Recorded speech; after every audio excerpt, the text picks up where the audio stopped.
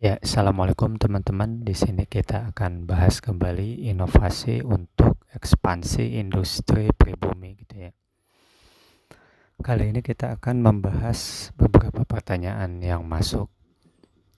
Inti pertanyaannya seperti ini ya. Apakah bisnis metaverse masih relevan untuk bisnis jangka panjang di masa depan gitu ya?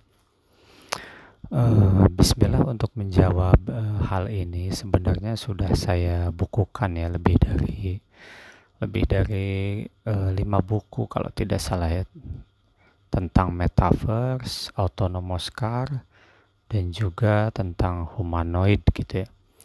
Jadi tiga-tiganya ini bisnis yang terancam musnah gitu ya. Karena ternyata teori atom Eropa ini sebenarnya tidak begitu benar, tidak benar ya. Bisa dibilang tidak benar, sangat tidak benar gitu. Kenapa? Karena yang pertama, kalau misalnya kita melihat konsep atom Eropa ini, itu ada sebuah buku yang sudah saya beli, itu seharga motor, hampir enggak lah, hampir 30 juta lah itu, yaitu sebuah buku yang membahas tuntas konsep reaksi nuklir yang berasal dari reaksi kimia biasa hakikatnya ternyata gitu. Jadi di situ dikupas tuntas bagaimana teori atom itu dibangun di atas sebuah keraguan-raguan para penemunya, seperti contoh penemu yang kita tahu ya dari kurikulum sekolah kita dulu, penemu neutron itu Chadwick ya. Ternyata Chadwick ini sebenarnya masih ragu apa dia itu memang benar-benar menemukan sebuah neutron atau tidak gitu. Itu ada catatannya semuanya dan sudah saya rangkum dalam sebuah buku yang mungkin nanti akan direvisi lagi ya. Jadi intinya ini tuh sebuah kesepakatan yang belum valid sebenarnya, sebab yang penemunya sendiri masih ragu gitu, dan bahkan tidak yakin kalau yang dia temukan itu sebuah partikel atau subatomik baru gitu. Jadi ini masih masih banyak keraguan-raguan sehingga masih bisa terjadinya sebuah revolusi teori atom gitu. Dan memang bantahan saya pun terhadap teori atom Eropa sudah ada gitu ya. Jadi untuk lengkapnya mungkin perlu membahas beberapa buah buku ya. Jadi singkatnya seperti itu aja. Jadi kita kembali ke metaverse-nya gitu.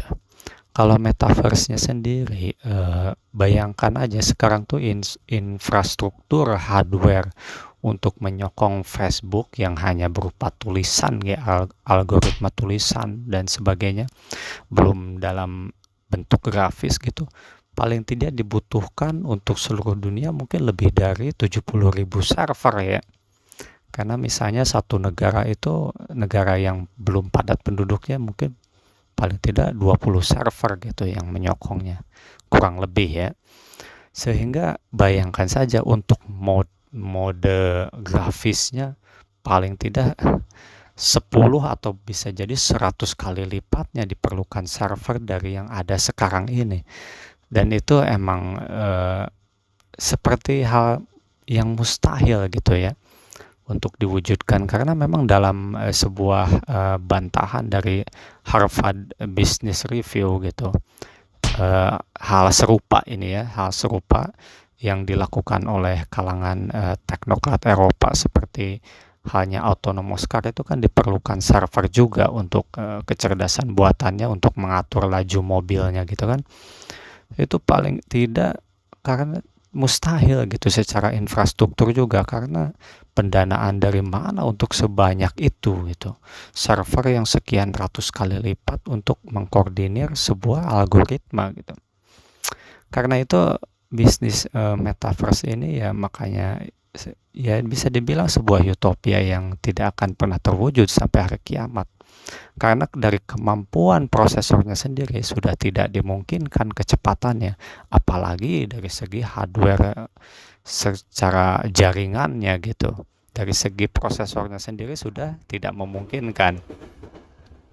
Jadi intinya jawabnya yaitu apakah prospeknya baik di masa depan? Ya jawabannya ya tidak ya. Mungkin lengkapnya bisa dilihat di pancanomics.com, dan juga nanti kita akan bahas di program inovasi tingkat tinggi.